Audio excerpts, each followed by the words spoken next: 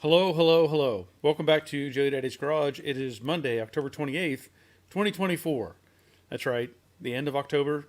Halloween's coming. I ain't scared. It's that time of year. The temperatures, again, are coming down nicely. I'm trying to take advantage of that with putting primer on various parts of the Cobra Jet project, and I'm looking forward to getting a video out very soon. I'm thinking I may end up with two videos this week. I'm not sure just yet. I did a video where I worked on the fenders that you see behind me, getting them ready and in primer or an epoxy primer and then high build, and that is all going very nicely. The weather has been very cooperative at this point. So there's still a bit more to do. I have other pieces that I have primed. As you can see back behind me, I have the fender extensions for the headlight buckets. I still have to break those down, strip them of material, and get those in primer as well. But I'm running out of things to prime, so that's a good thing. That is a positive. Now, there's still work to do on the front fenders here. There are dents and dings and stuff like that that I will have to address, and that's all part of the process. So once I get that stuff rolling and start putting the car back together, I get a better idea of all the final fitment and how everything is going to interact. So I want to make sure all that is moving forward before I get to the actual point of paint. So I know everybody's looking forward to that, and I know I'm looking forward to getting paint on that car as well. Hope you all have been enjoying the process. And I also should point out that I have been, I'm up to I think 55 videos on that car, and compare that to something like Jade, where I have well over 100 videos. And so the documentation is there showing what I've been doing, and I think it's beneficial for many, many people to see that and take advantage of that information. And with that, I will give a shout out to my patrons. I get people that support me through Patreon, and they help me make these videos and continue to make these videos. And so first off, let me just give a bell to all of those who are supporting me on Patreon. I appreciate you so much. Okay, things are going pretty well right now. Like I said, the weather is cooperating, so I've been able to get paint work done, and currently I do have the heater on right now just to get a little bit of warmth in here.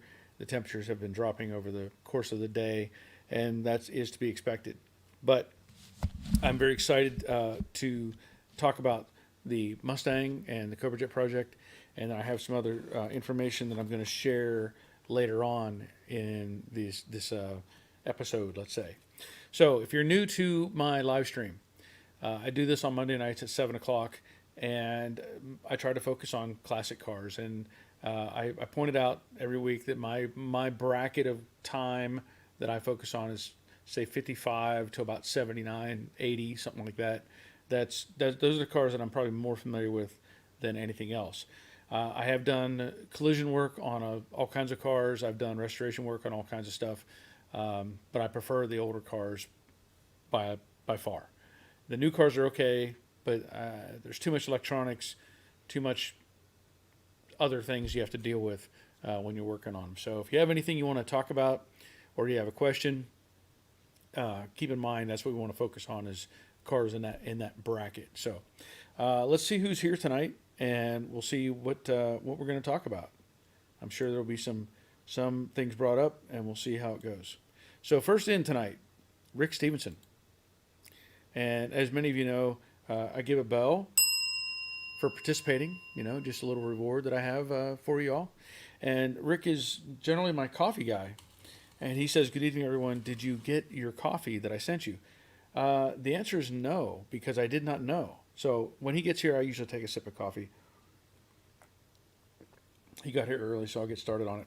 But Rick has sent me coffee from like Panama and different places. And I'm sure he has probably sent me something to my P.O. box. So I have not checked that. I don't often go to the P.O. box unless I know something is coming there. So I will have to check that out. But thank you, Rick. I'll take a look. Terry Keithley. Good evening, everyone in Barry. Please hit the thumbs up and like button for Barry. Thank you kindly. And he says, Terry, Betty, and the cats. So glad the cats are here. That's all that matters.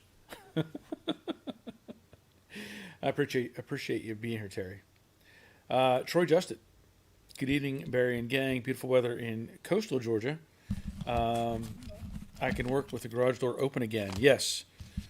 Yeah, that's my favorite part of this time of year is being able to have the garage door open, have the air flowing in here, and just enjoying it. I think I've mentioned it before, and I may have mentioned it somewhere else. I can't remember exactly. Maybe in a video. But growing up in the junkyard, right? And so this is kind of a junkyard story. I know everybody likes to hear that, but this is this time of year is probably brings back the most memories of my time in the junkyard, in a way. Granted, this would be the time of year that in high school I'd be back in school and all that sort of thing, but I've said it before. When I went to school, I would get home from school, change my clothes, and go work on cars, pulling parts or whatever for my dad, and trying to fix stuff up, all that sort of thing. But that was for him and for the stuff that he wanted. So in the evenings, in the later evenings, I would be out in the garage doing stuff that I wanted to do. And I might be out in the garage till 8, 9, 10, 11 o'clock at night, because that was like my time. So now, even though the sun is coming, going down sooner, having that door open and having the cool weather and all that sort of thing just reminds me of my time at the junkyard. And it really does bring back some good memories. I put on some tunes, typically 70s rock, and I think about me and my brother doing stuff in the garage, and that's what we, listen to the Doobie Brothers and all that stuff, the music from that era. And so it just really just makes me feel good about being out in the garage, even if I'm out here by myself. So yes, I definitely enjoy having the garage door open. Welcome back to the show, Troy. Glad you're here. Dave Tyson, first Dave sighting. Good evening, all. Evening, Dave. Glad you're here. Mike Owens, Barry, I have been listening and following your channel for years now. First time to sign in and participate. Thanks. Awesome, Mike. I'm glad you're here. Steve Reed from Paducah, Kentucky. Hello, Barry and everyone. Hope everyone doing well. And thumbs up, Barry. For Barry. Yes. Yeah. Hit the thumbs up button. That lets YouTube know you're watching, and maybe other people will be interested and want to join in the conversation. Let's see. Robert is checking in, Infernal Craftsman. Evening all, ready for September to be over. It's been going for 2 months now. Maybe our last 90-degree day today, we hope. Well, let's hope so. And Robert's in Texas, so he gets to experience that dry heat, right? It's a heat. It's hot. Let's put it that way. Roger, Hindsight 6'7", greetings from next door. Glad you're here, Raj. And Rick Ain, Halloween or not, I'm never afraid to talk about cars. Awesome. Glad you're here, Rick. Jerry is checking in. Howdy, Barry. Howdy, y'all. The weather has been just fine in Texas. Contrary to what Robert says, have a good stream. Thank you, Jerry. Richard Vogel. Good evening, Barry. Good evening, Richard. Glad you're here. Bob Shoemaker. Evening all from windy and record high temps, Oklahoma. Yeah, you don't want to hear that. But I'm glad you're here, Bob. The bowler hat guy, David. Evening, Barry. Hello, all. Welcome. Glad you're here. Ed Cucciarella. Hello, all. Hello, Ed. Welcome. And Troy Justit says, nice tractor, Farmer Barry. Yeah. Okay. I just picked this up today. The guy had it for sale on Marketplace, and I've been looking for a little tractor like this for a while now. The reason is, if I want to, my idea is to take one of these and use it to move cars around, or one of my trailers or something like that. If I needed to because I mean, I'm here alone by myself a lot. And Roger does come over when I ask him. He'll come over and help me move cars, or sometimes I'll even have I may even ask one of my other neighbors to come over and help. Um, but if I'm here by myself and I need to get a car moved, I either hook it to my truck or different things. And the hardest part is getting stuff in my paint booth. And so I've been looking to get something like this little mower here, or a little tractor. Now, I saw it pop up on Marketplace. I made a deal on it. I went and picked it up today. And I'll tell you, this is, from my understanding, it is a 1964 wheel horse 604 is the model. So it's got a little Kohler engine on it that's probably junk. I don't want to mess with it. We pulled the rope on it. And it just doesn't feel good. So I may end up putting another engine on it. But that's a 3-speed manual, or, well, I say manual, 3-speed transmission on it. It's belt driven. But that may be the next little push around, pull around tractor if I can get it running right. So, yeah, I like those little tractors. They're really cool, and that thing is not very big, by the way. I'll just say that is not very big by any means. CJ Hoyt, evening all, evening. Glad you're here. David, are you going to SEMA? You know, I would love to go to SEMA. I would love to go to SEMA every year. I just don't. It's tough to get away. It is tough. I usually have there's no fee for me to get in there because of my YouTube channel and everything. And I went, I think was it 2019? I think had a great time. Did a lot of video. And I really should go again, but I don't know. It just seems like it's difficult to get out there for me right now. But at this point, I'm going to say no. But I would like to. Good question. Rick Gain. Without a doubt, Charles picked the right person to work on his car. His wife is very lucky to have you. Well, thank you, Rick. I'll give you an extra bell for that. Yeah, it's coming along. I'm very, very excited about how it's progressing, and I'm really looking forward to getting the paint on the car. That's going to make just a world of difference. David Thompson. Hey, everyone. Got the cowl out of the 66. Boy, you guys were not kidding. There was a lot of spot welds that needed to be drilled out. Thanks again for the heads up. Yep. I think it's like 137 or 135 is usually the number. But yeah, tons of spot welds. And that's the whole reason why I talked about it before, not to use panel bond. Don't shortchange it. Get all those welds back in there, make it right. Dave Conville's checking in. Evening, Dave. Rick Gain, I think anybody else would have just stopped working on the car. I'll talk about the Cobra Jet. Yeah, I mean, I guess there is that likelihood. But I've worked on other cars, right? And y'all know that I've worked on the convertible project, and I really, really, really was so frustrated with the fact that I could not finish that car. I've talked about it before. Whatever happened, the owner quit sending me parts. He wasn't being cooperative with me, and I tried for well over a year and a half to finish that car, to get everything done. And it just irritated me so bad that I could not finish it. And then it got to the point where I was like so angry with the situation that I refused to finish it. It had already become to a point where that line in the sand was done because he had caused me so much grief that I could not. Even now, if it was offered back to me, no, I'm not going to go down that path.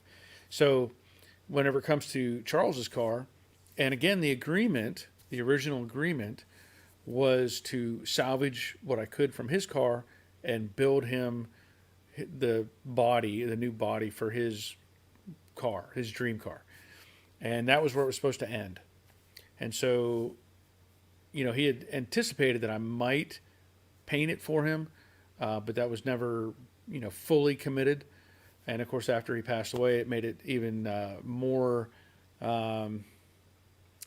critical, let's say, that I finish the car, at least at that point. So again, I'm not going to do the engine. I'm not doing any of the interior, the trim. I'm not doing on any of that stuff. But the car will be a rolling painted car when they get it back, and I feel that's fair. And I just can't take on the task of doing all the other stuff because I don't have the time, and I don't have the desire to make all that happen. So, but yeah, it will be really nice when they get it back. Faith followers, evening all from East Alabama. Welcome.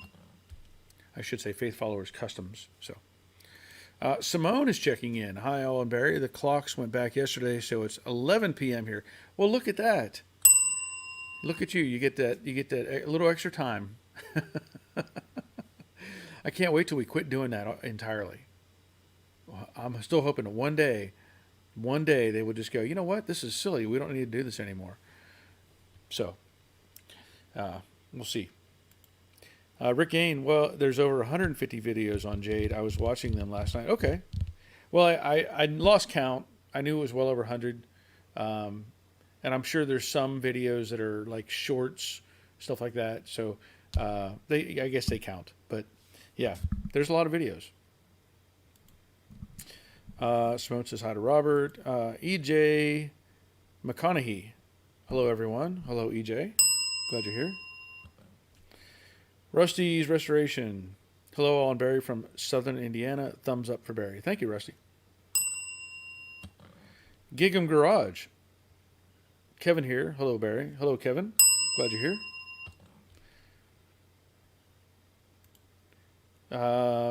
Simone says, Barry, I need to get less powerful welder for the car. What amperage would you recommend? A less powerful welder? What amperage?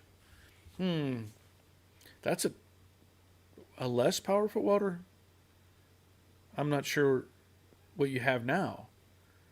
What do you what are you using right now is probably the biggest question. Typically, I mean, like the welder I use is 140 amps, but it's adjustable. There's a lot of adjustment there. So I think 140 would be the max. But I think you'd probably need a welder that's maybe more tunable rather than less powerful. Just thinking about it from that standpoint. So I can't really say specifically, but let me know what amperage you have right now, and we'll go from there. Rick Stevens says, don't flip it. Oh, talking about the tractor? Yeah, I don't want to do that. That would be bad. Michael Pagliarini. Evening all. Evening, Michael. Glad you're here. Troy says, were you able to get the bow out of the driver's side fender? If so, how did you do it? I got it much closer, and honestly, all I did was take this 3/4 inch board.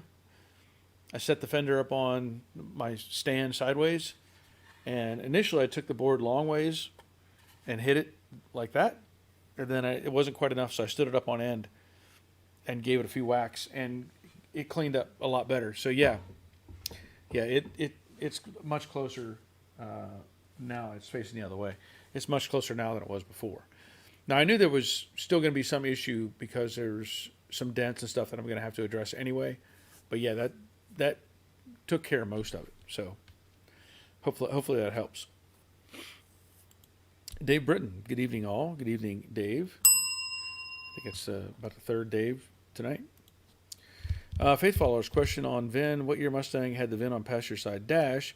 Friend has one with a 68 marker lights, but says it's a 67. My understanding, unless there was some variation in the production of these cars, 68s had them on the passenger side, period. 67s had them on the aprons. That's what my understanding is. Now, I have heard, and like you're saying here, there may be some, and I don't know for sure. Let's say you had a late production 67 that they decided, well, let's put a 60, the VIN on the dash like the 68, when they were still, because you have that. You have cars that were made for 68, but they were made in 67. So a late production 67 may still be labeled as a 67, but it maybe they put 68 VIN number on it. I don't know. But that's my understanding is 68 is the only year that has it on the right side, on the passenger side. So anybody else have any input on that, let us know. But that's a great question. Great question. Real nautical fishing. Hey Barry and all, does dynacorn make the best panels for overall most you think? Is it best to buy directly from them somehow? I live in Florida, so I go to NPD and save shipping, but not sure of quality. I've done a comparison video on a few panels from dynacorn and NPD. Depending on what you're getting is going to make the difference. So in the case of the 69 fastback, I would go with the dynacorn panels every single time, especially the quarter panels. The roof, all that stuff is made very well. I did a comparison of the NPD quarter and the dynacorn quarter, and the NPD was very, very good as well, but there was still a little variation there that led me more towards the dynacorn. With that said, there are variations even in, let's say, the 69 doors. I did a comparison on those. I have some doors from NPD. I have some doors from a 69. And little things like the way the corner is finished out is different. There's a few other areas where the stamping is a little bit off. And so those things you kind of have to weigh into it. Do you want it to look more like this or more like this? So I did some comparisons between those. However, certain panels, and depending on the year of the car too. So I realized this when I did the convertible, and this may have changed. I don't know. I had bought dynacorn fenders, and they weren't dynacorn fenders. They were the same generic fender that everybody else uses, but they put their sticker on the box. So they claimed it as dynacorn when it really wasn't. Now, I don't know what manufacturers are making these panels right now. Muscle Car GT, I think, is who makes almost all this stuff right now, like for dynacorn. I think they are the main vendor who make this stuff. So I don't know if they have their own version of the fender for the 65 and their own version for the 67 and 8, whatever. But there seems to be certain panels that everybody just uses the same or almost the same fender, let's say, and they just put their name on it and claim it, right? So I can't say for sure on all models that it's like that because I don't know. Now, the other difficulty you run into is like CJ Pony will have their CJ Classic series. And everything that I've seen from that is not any good, in my opinion. I've seen variations on all their stuff. Not excited about what they're doing in that product line. So I can't say for sure which ones directly are better than others, but I do lean towards dynacorn for most everything right now. So, good question. Doyle Walker, what happened to Red Dave and the basket case Camaro? Are they still in the works? That's a good question. The Red Dave Mustang is gone. I sold that to a gentleman in Florida last year.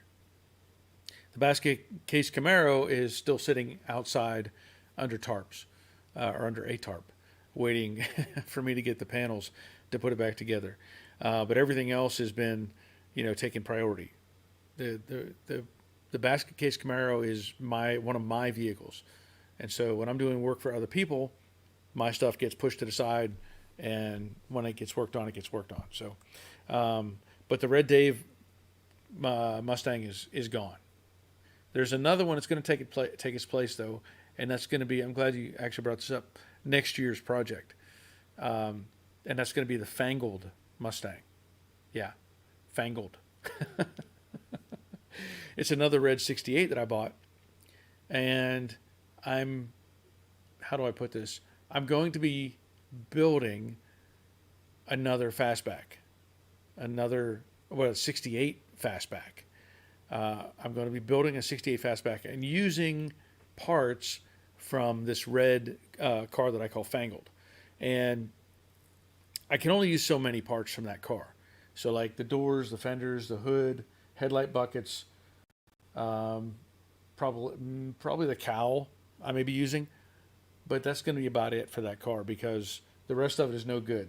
The floor pan, the quarters, the frame rails, none of that's going to make any difference.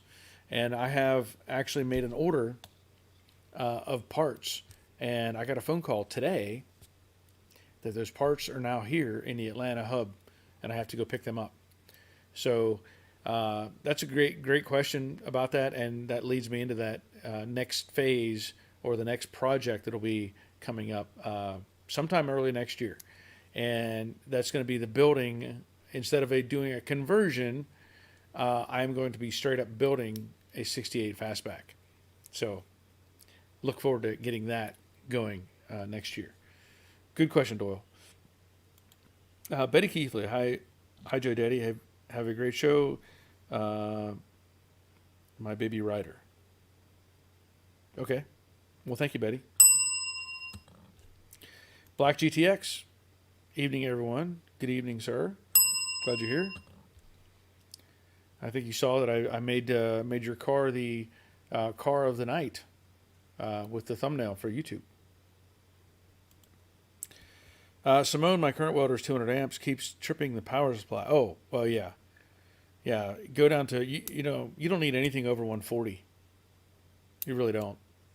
200 amps is huge. That's for welding trains together. Just get something, 140 is plenty. And like I have a variety of welders. I've had companies give me welders. So like I have my Lincoln 140T that I use or have used. I haven't used it in several years now. I have the Arc Captain welder. I have Yes Welder. And normally I have links for discounts. I don't know if you could probably order one of those if you wanted to. The Arc Captain MIG 200. I really like that. But it's adjustable. You can get it down pretty good. I can weld together super thin metal with that thing and not have any problems. But usually if you look on underneath my descriptions, in most cases, or if you look up Arc Captain, there should be the discount description on there where you can order it and they'll give you a discount or something. That or the Yes Welder as well. And I get these things offered all the time from different companies. Hope that helps, Simone. C&J, on the interior paint, would you match to the seat color? I have the two-tone blue, dark in the middle with the light blue. That's a good question. And I don't know that I have a good answer. Because it depends on what you want, right? So when I did the light blue Mustang, when I painted it, I'm trying to remember what I used for the interior paint on that. Because the interior doors were black. I think the seats were black. I think. And I don't remember specifically how they arranged the color in those cars. So on one hand, it may have been the light blue, but I doubt it would be the dark blue. Usually it's the light. I feel like it's usually the lighter color they go with. Because a dark blue would be too much dark with a little bit of light, and the other way around with the dark blue, it offers a good contrast. So picture it that way. How would you see it in your mind? Which way you like it? Because one, you could try to do it originally and look up those paint layouts and see what they did, or two, you can do it the way you like it and just go with that. But I would think typically I would probably go with the lighter blue on the interior parts. It makes more sense to me. So that's a good question, though. I don't know if I gave you a great answer, but Black GTX, thanks, Barry, for using the pic of my GTX. You're welcome. And Robert says, need a printed poster of your GTX. That would be nice. That would be nice. Let's see. Rick Stevenson, my 68 was built November 27th, 1967, and it has a VIN tag on the passenger side dash. Okay, so it was built in 67, but it is a 68. I think what he was running into was he has a 68, but it's supposed to be a 67, I think is what he was saying. Scott Hebert says, hi, Barry. Hi, Scott. And he also asked what happened to the Camaro, and Doyle beat me to it. Yeah. Yeah, like I said, I've got other stuff to do. You know, when I'm doing stuff for other people, my projects don't matter. It's basically how it works. So, yeah. And I do want to get it done, believe me, because I need to sell that car. I need to get it out of my inventory. So, yeah. David, yes, or yay, new project, yes. It's going to be a cool project, and you know it. Betty Keithley. Hi, J Daddy, Betty Keithley and Ryder Maverick, a.k.a. Boogie. We are getting ready to watch the World Series. Have a great, I guess show. Thank you, Betty. Black GTX says, awesome, thanks. And Simone, thank you, Barry, very helpful. Okay, I'm glad. Troy Justit, remember that Simone is in England and they're using 220, 240, so our welders won't work over there unless she gets one made for Europe or England. Yes, that's a good point. And I'll point that out as well, that the ARC Captain and the Yes Welders, they come as already set up for 220, 240. They also give you an adapter to knock them down to 110. So that's one cool thing about those, is they're actually built for the European market. That's why the Lincoln and stuff, it has a power switch on the front. The Yes Welder and the ARC Captain, the switch is all the way in the back. It's kind of different, but that's how they do things. And then it comes with a 220 or 240 plug, and then a 110 adapter that you knock it down with. So yeah, that's a good point, Troy. Thank you. Mike Owens, I have a 66 Fastback with blue and white deluxe trim. What paint have you used in the past with good success? Okay, so let's look at that blue and white deluxe trim. So you're talking about interior paint? Is that the question? I want to make sure we're on the same page, because typically, let me make sure we're not repeating or asking the wrong question. I want to make sure we're on the same page. Interior paint. There it is. Okay, interior paint. Good. Thank you.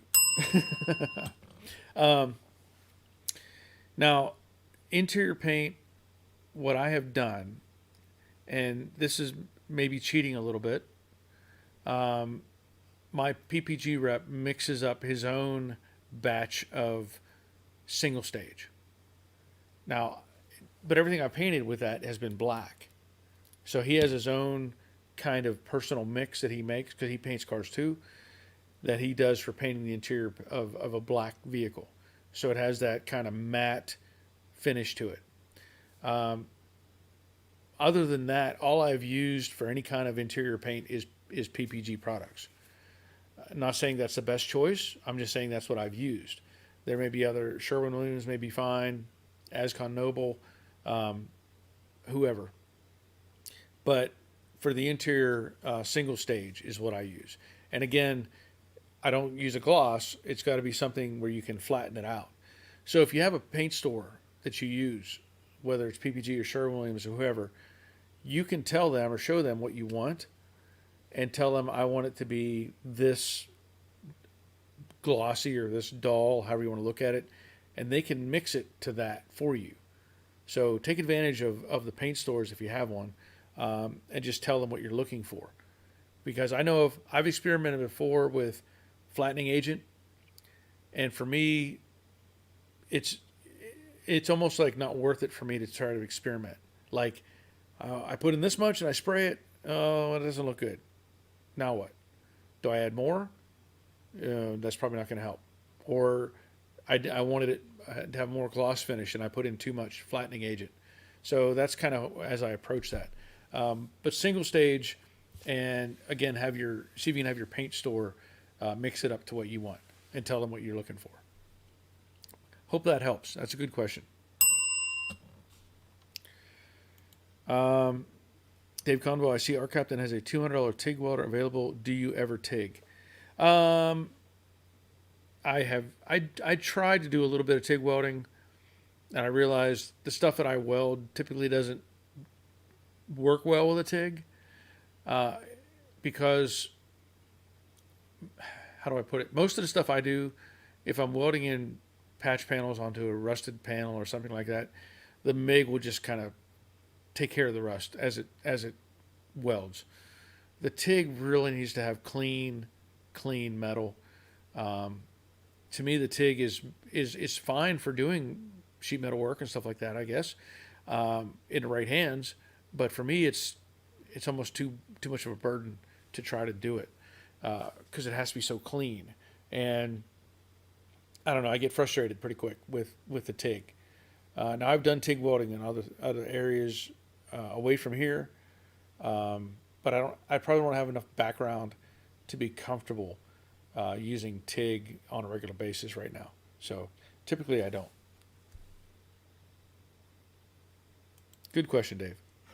Robert says our captain sells in Europe as well. Yes. And the issue is the 50 hertz, not the voltage. Okay. Blackout GTX, or Black GTX, sorry. How about using base clear with a semi or satin clear? Yeah, you can do that. You can do that. I've done some. I don't know. I tend to lean on my PPG rep whenever I want to have something mixed up that I'm going to I already know from his experience what he's giving me.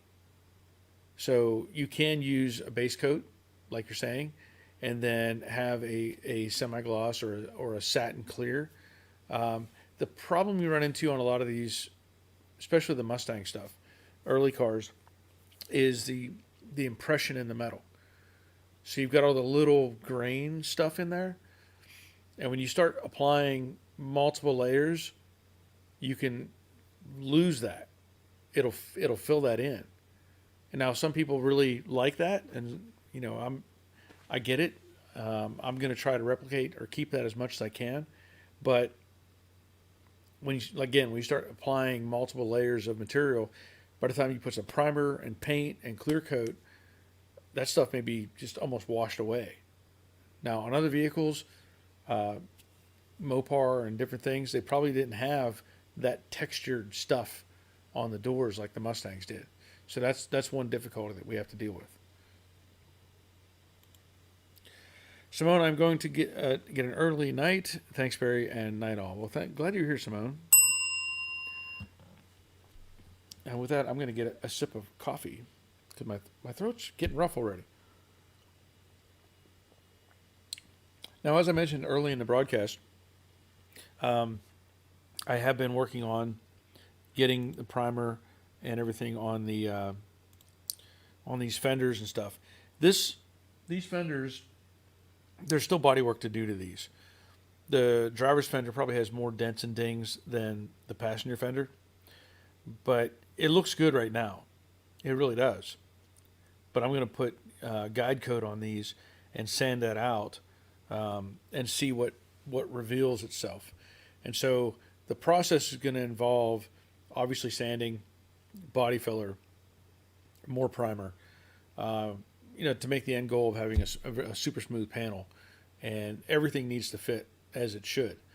The headlight buckets over there, I've been, I guess, subconsciously avoiding those in a way because they're complicated.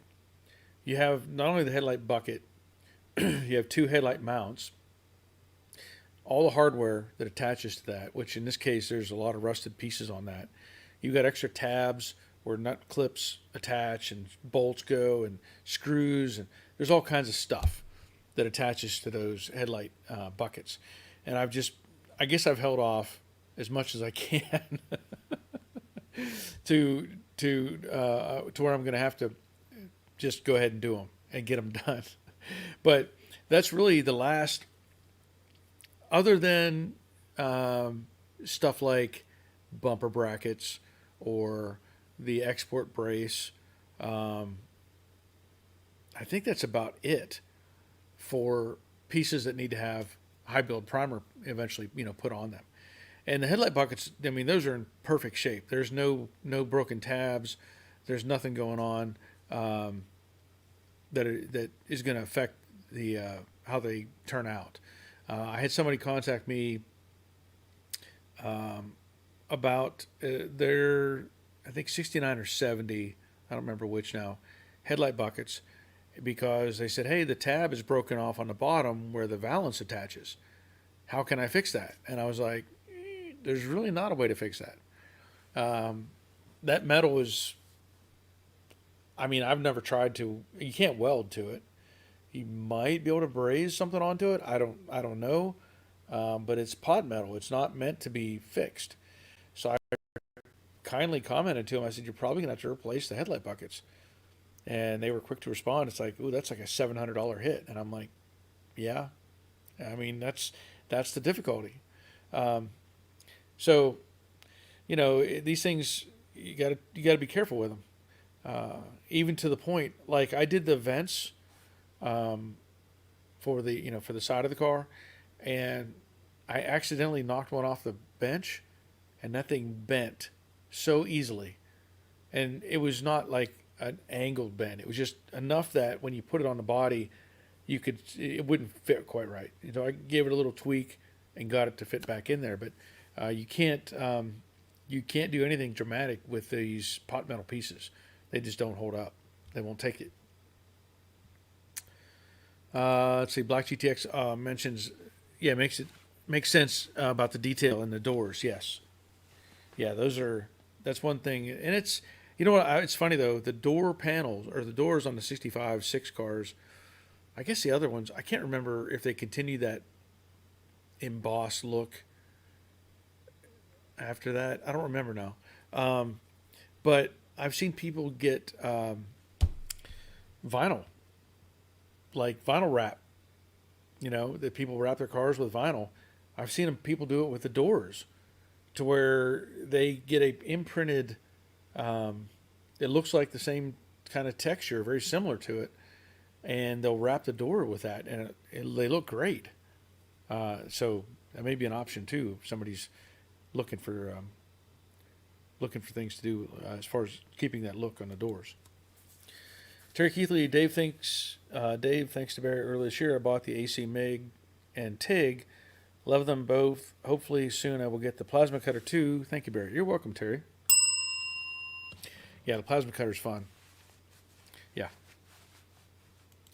Robert, I have been avoiding my 66 headlight buckets and need a better set of them. Done messing with the beat up ones. I've got probably, I would say 2 or 3 sets of those. Yeah, come on out and get them.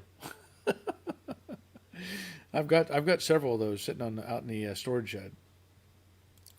Dawn's Manufacturer. Hello, folks. A late greeting from Burning Ballots PDX. Okay. Yeah, we don't want. I don't know if we want to go down that path. Black GTX out $700 for a headlight bucket. Actually, for a pair, it was $700 for. So yeah, $350 a piece on those headlight buckets. I mean, they are very complicated. You can see them sitting over there. They're a very complicated bucket when it comes down to it. Which is, that's the way they were designed. The early cars, the 65 and 6, they're separate. So like the headlight bucket bolts to the fender, and then the extension bolts to that, over top of that. So it creates multiple pieces together. But the 67, 8, 9, and 70 cars, it's all one assembly that gets attached. They don't have the extra pieces. So it becomes much more difficult to replicate. Doyle, did the GM products use glossy for interior like dash metal? I have to repaint my dash top and package tray. I'm going to say no. I don't believe so. Now, I'm just speculating here. I guess it may depend on the year models of the car. At a certain point, they realized that glossy wasn't such a good idea because it reflected too much light inside the vehicle. So I don't know where that line would be. You know, um, for me, I don't know that I'd want to paint something glossy inside the car. I think I'd rather have it subdued. But I mean, it depends on what you want to have. You know, if you want to copy the original design, or if you just want to kind of do your own variation of it. But I don't know for sure exactly when they did that. So any input from there would be good to know. Dave Tyson, Dawn welding fender extension in a video some time ago. Okay. Oh, so somebody did a repair on one of these extensions? I don't know that I've seen that. Robert, I plan to grab my 67 and up ones that show up cheap at swap meets and in good shape. The later ones get pricey, and I'd like an inventory. The 5 to 6 ones here are usually broken. Yeah. Yeah, and it's, you know, there's something, you always know that the original ones, you want to have those if you can. There's so many variables that come into play in the aftermarket stuff, and it just never seems to work out the way you think it should. I know when I did the there's my air compressor. When I did the Brooklyn Pony car, that I had the original extensions, but I had the aftermarket fenders, which were supposedly dynacorn. The extensions did not fit well to the fenders, and they didn't fit well from the factory, to be honest. We all know that none of that stuff fit very well. Sorry, I'm gonna let the welder just finish off, but the extensions, you can go back and look at the videos that I did on the Cobra Jet. I mean, the Crunchy, sorry, the convertible. I modified the front of the fender. I actually did pie cuts in there and reshaped the fender so that they matched the extension, and they turned out super nice. We shouldn't have to do that, but if we want the car to be smooth and look good and painted, sometimes it's what you have to do. And unfortunately, Robert may be dealing with pieces that need some heavy modification. Steve Reed says semi-gloss on the dash. Okay, I like that. Dave Tyson says Dawn's manufacturer. Oh, and Dawn says yes, I did. I used MIG Weld. I'm not sure what that is. So, MIG Weld. I guess I didn't see that one, Dawn. So did you? Well, I'd have to go back and look to find it. But Black GTX OE is always better. Yes, every time. And as Dawn says, Betsy had all factory parts that didn't fit. Yeah. Well, and they probably fit as well as they could have originally. So we know that the cars back then, they let a lot of stuff slide. Stuff hanging out. There we go. Gaps not correct. Hood alignment. There was a lot of things that came into play. So it fit as good as, you probably could have put it together and lived with it, saying that this is how it was originally. This is how it came out from the factory. So not that I want to do that. Bob Shoemaker, someone in Texas was making a repair tab for the headlights. Okay. Yeah, I'm not sure exactly. I haven't researched it, so I don't know what it takes to make those, get them back into shape. I can visualize some ideas, but I have not seen anybody do that, nor have I tried to do it. So I know I have the buckets here for the Cobra Jet. I've got another set of buckets for my car. And then I have another set of buckets here that are sort of on loan. They're here if I need them to work on one of these cars. and the gentleman I got them from, he wants at least 2 back. Whatever he gets, he's not too worried about it. He just needs something to put a car back together. So, there was something else I was going to bring up.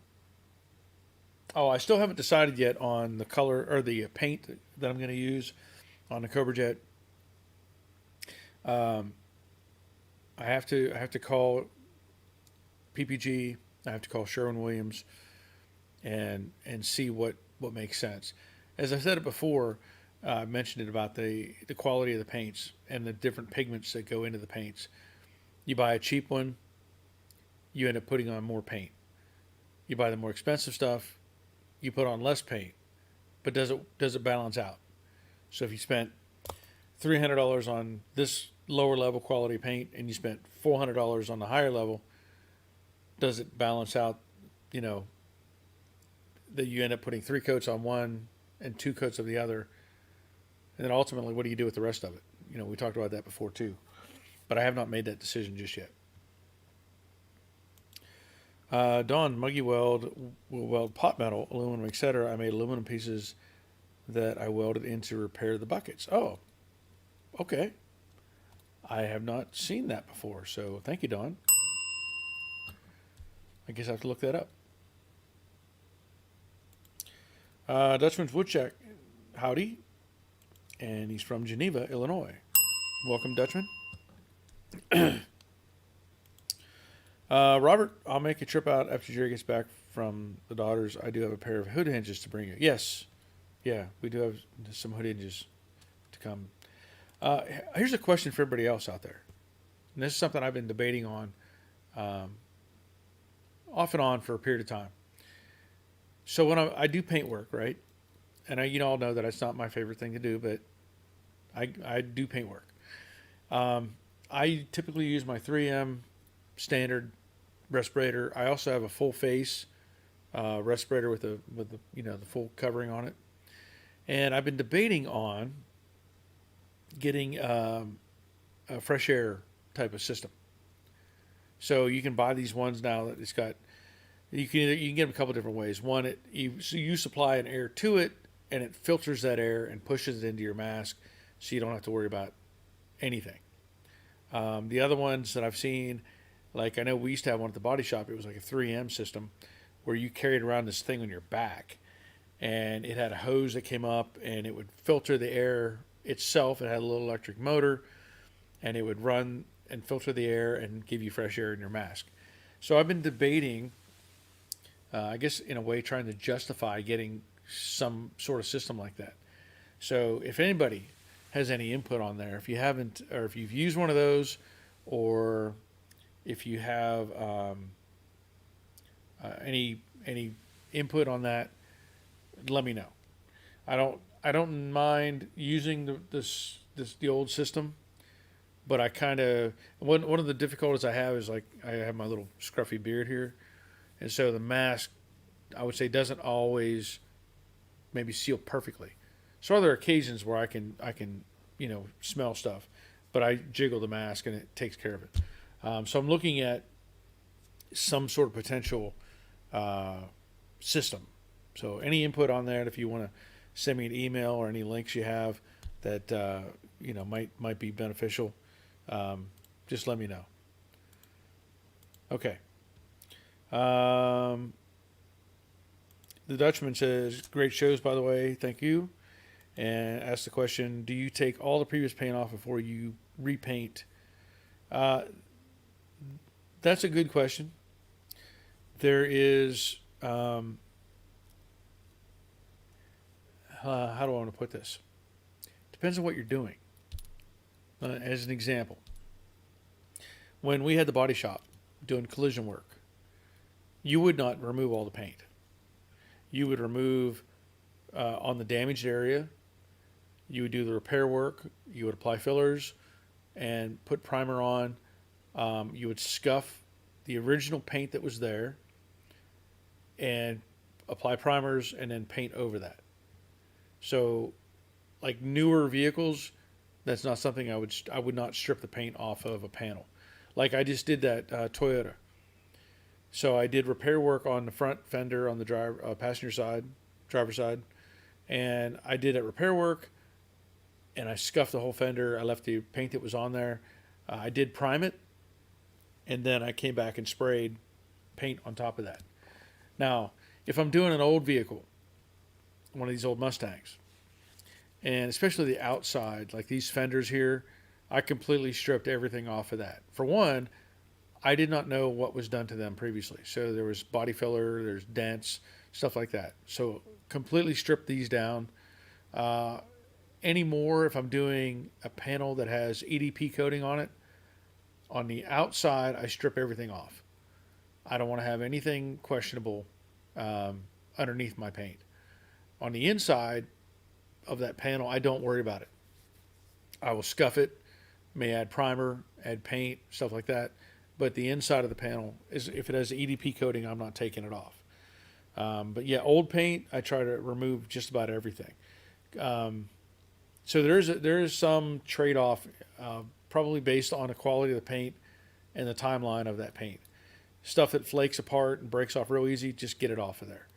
Get all that stuff off. But anything that's been repainted or in fresh paint, newer vehicle, I will leave that and work with it. So,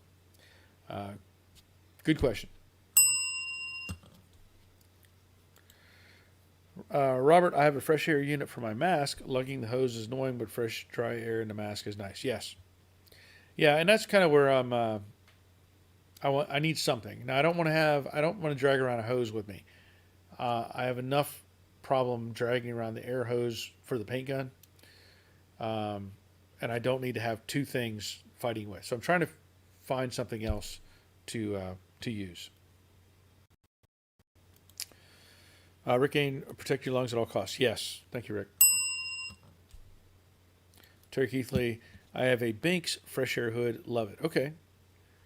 I may have to look that up. See if it does what I want. Rusty, that's what I use. I got mine from Eastwood about 5 years ago. I like it. Takes a lot to get used to. You're talking about the Binks? Okay.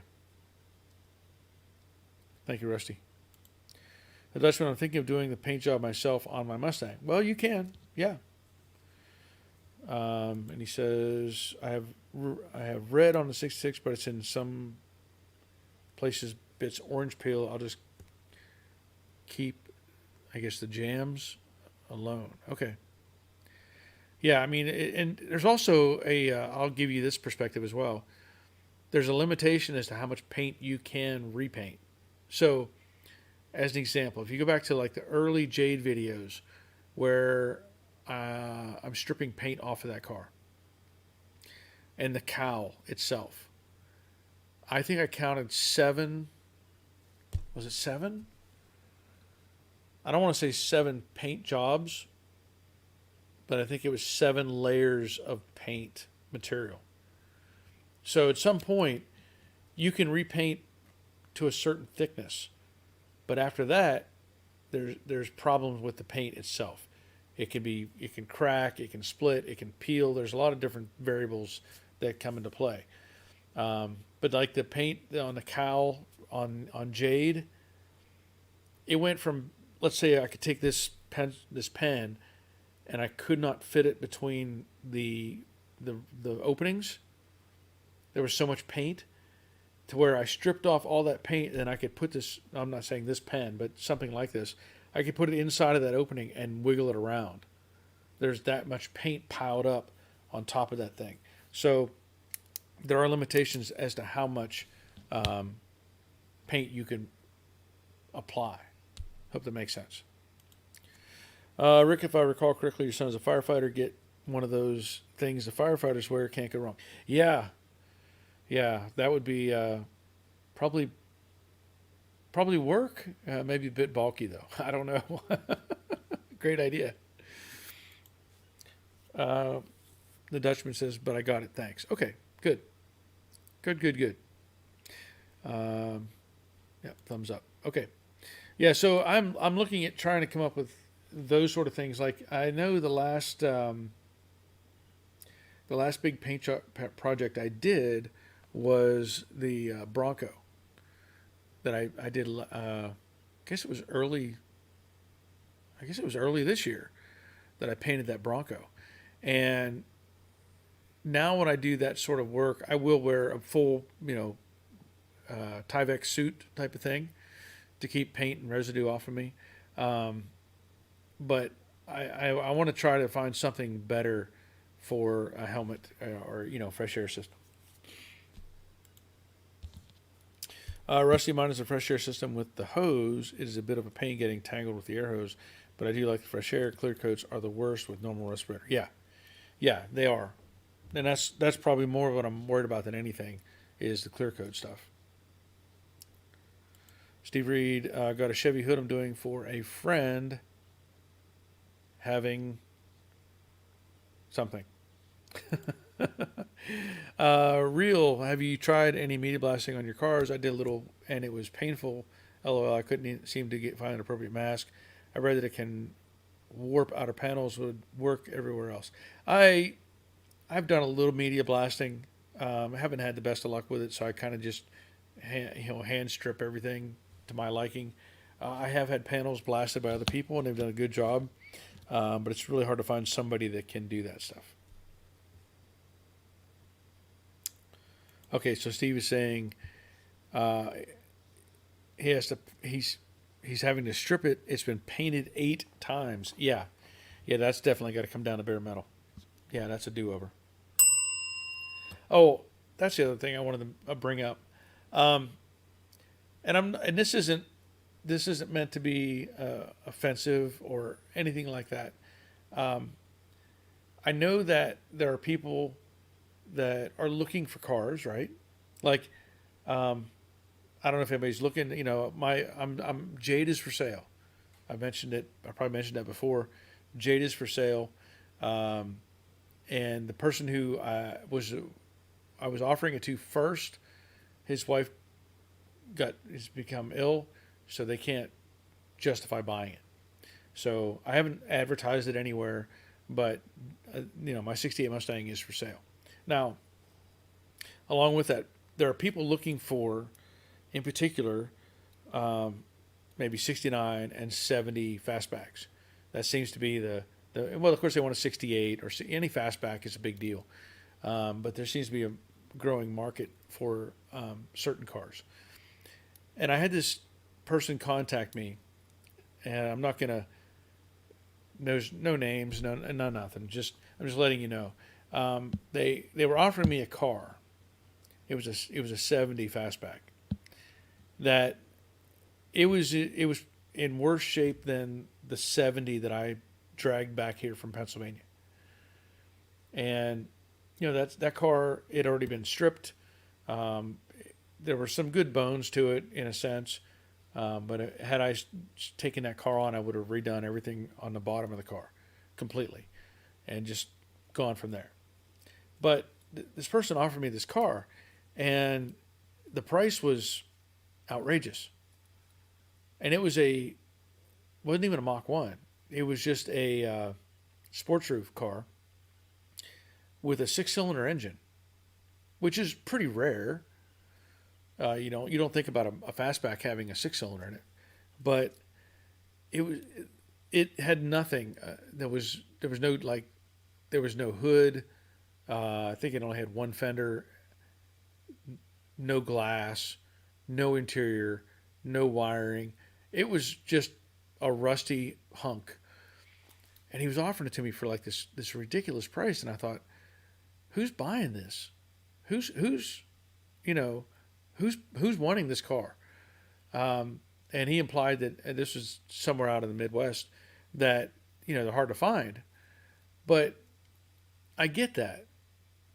But I couldn't see the justification of the cost of the car, because when it comes down to it, like the 70, one of the reasons that I was interested in just selling that car was the fact that it was missing everything. There was no interior, there was no wiring, no drivetrain, no door panels, no seats, nothing, no steering column, no dash, nothing. The car was completely gutted. So from that standpoint, whenever you start looking at a project, don't just look at the body necessarily and go, well, this is what I'm looking for, right? You have to weigh in where you're going with it. So um, I don't know. I wonder sometimes if there's people taking on huge projects and they don't realize what they're getting themselves into. Now, um, there are times where it makes sense to dig into a project.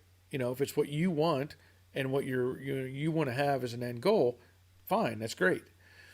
But I mean, this car was just so bad, and all he was really trying to do was sell a VIN number, but it was a VIN number for a six-cylinder car.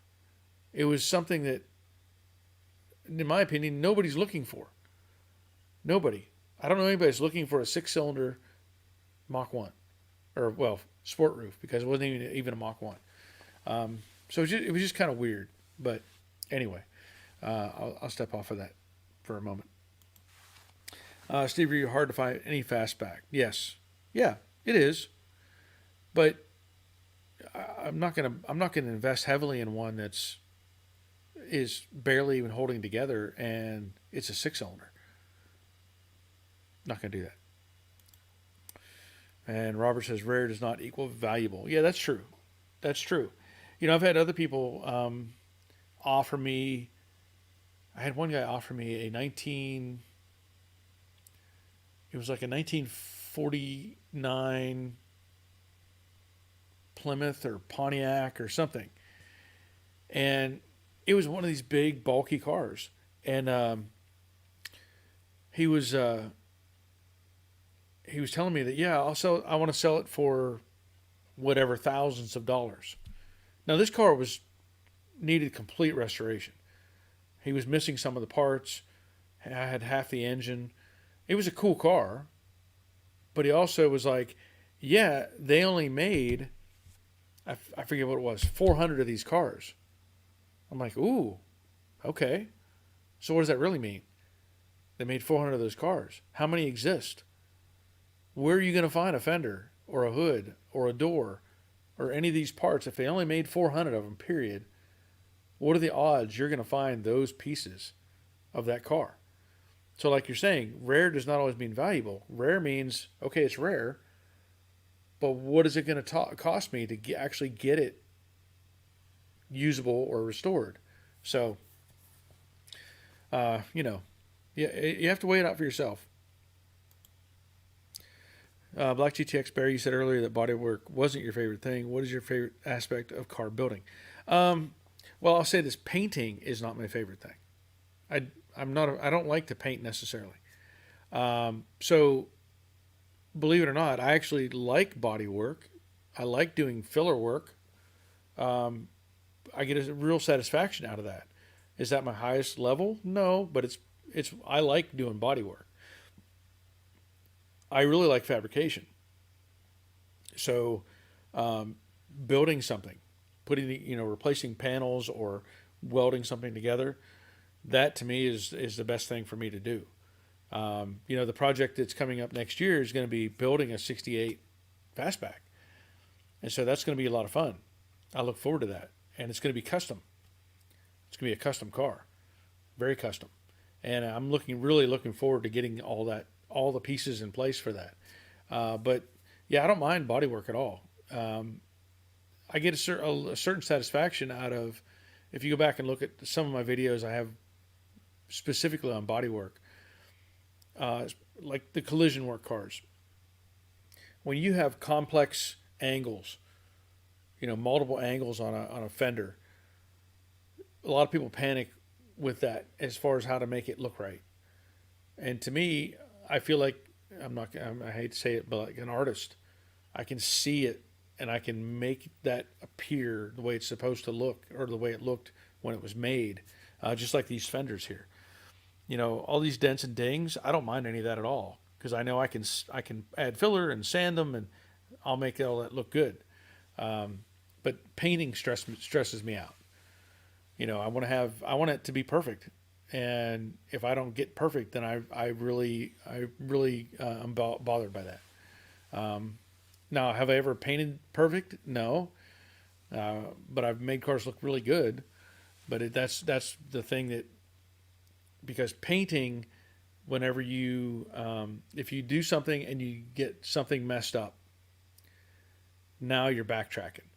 You know, with body filler or stuff like that, if I mess up, well, put more filler on, fix it.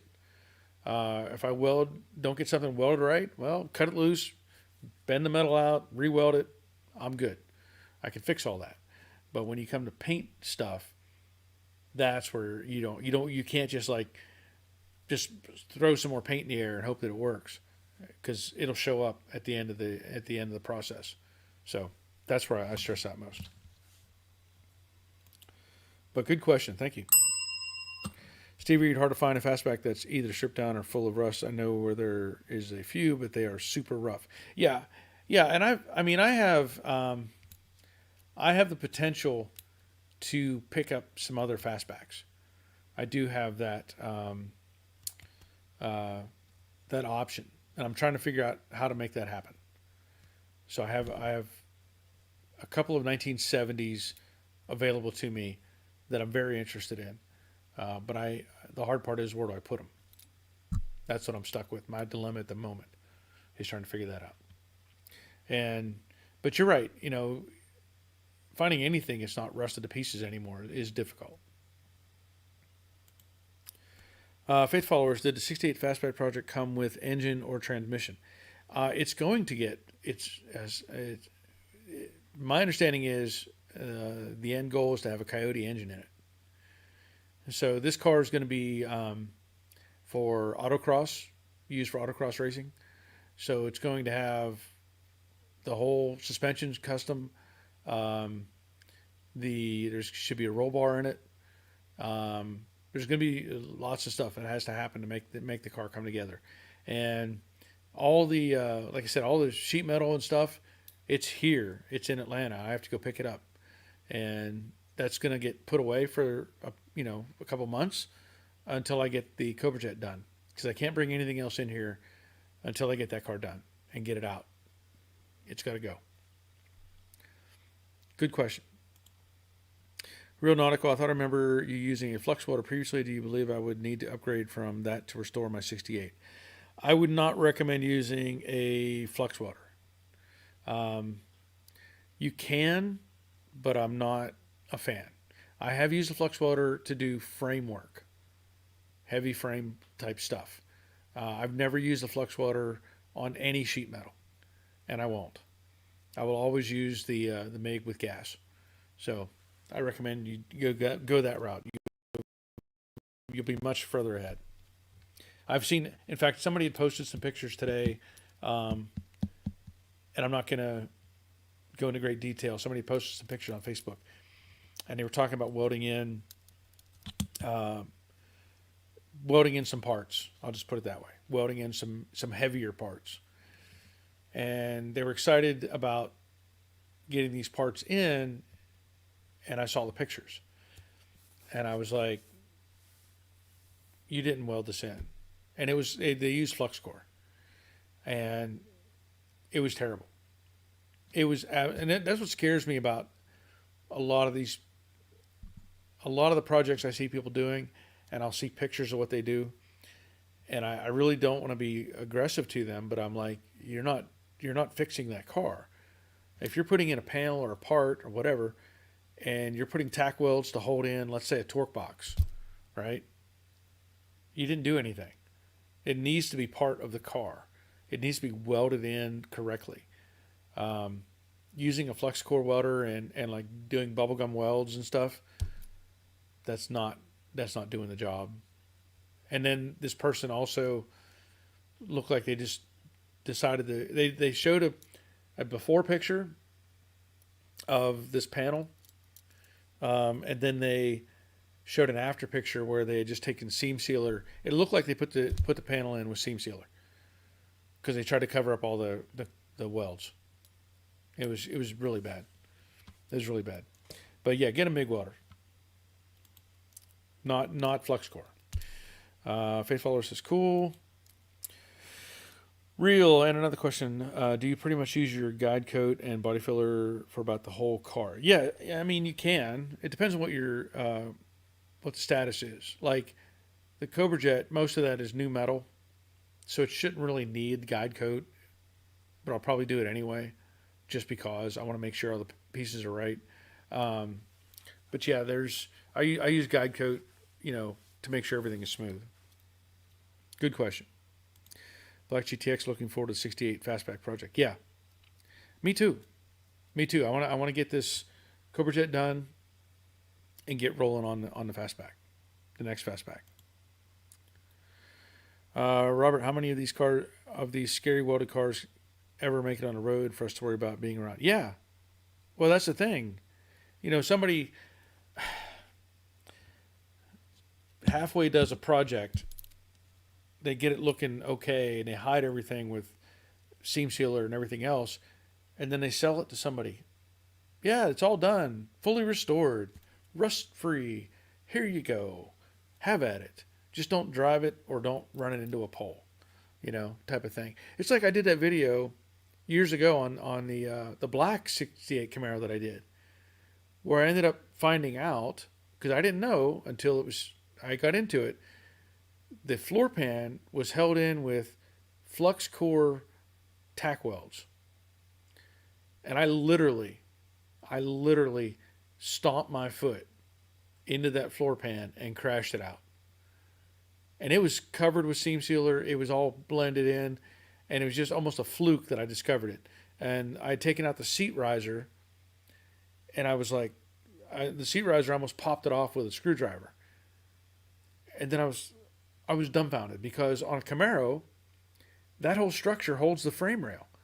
It's bolted to that part. And that car would have collapsed. That car would have collapsed had it been, gone over a set of railroad tracks. It would have collapsed. So, I just stress out over all this crappy stuff people do. Doyle, also, is it unsafe if you get in an accident where the welds are questionable? Yeah. Yeah. Of course. Of course. People don't want to think that far down the road, though. They want to go, oh, it's all pretty and painted. Yay. They don't think about some teenage kid running the red light and plowing into you. Why did that car fold up like that? Oh, I don't know. Faith followers, how much trouble would it be to squeeze a 429 in a 68 Mustang? Heard of anyone doing it? Well, I don't know for sure, because I don't know the dimensions of the 429. I feel like that's been done, but I don't know. Now, if you're dealing with a stock shock towers and everything, probably maybe too tight. But if you take out the shock towers and do a Mustang 2 style suspension, you got all the room in the world. Make it fit. Shouldn't be a problem. Okay. I'm gonna be wrapping this up. My voice is getting rough. My throat's starting to hurt. And in case you don't know, I think the Steelers are playing tonight. So I'm bringing them good luck with my coffee cup tonight. So I need to go watch them. I think they're playing the Jets. I think. So let's hope that the Steelers do well tonight. Robert, I'm not the most artistic when it comes to getting bodywork perfect, but when it comes to structure, I have no doubts about my work. Yeah. Well, I think that's part of the reason in many cases that people are seeking me out, because they see the quality of the work that I do, and I don't cut corners. It's not worth it to me. I'm going to make sure the car is right, or it's not going out the door. Just the way I am. So anyway, that'll be it for tonight. Again, thank you all for being here, and I plan to be back. Should be back next Monday. That'll be in November. So hopefully we have a good stream there as well. But once again, thanks for being here, and until next time, take care of yourselves. See ya.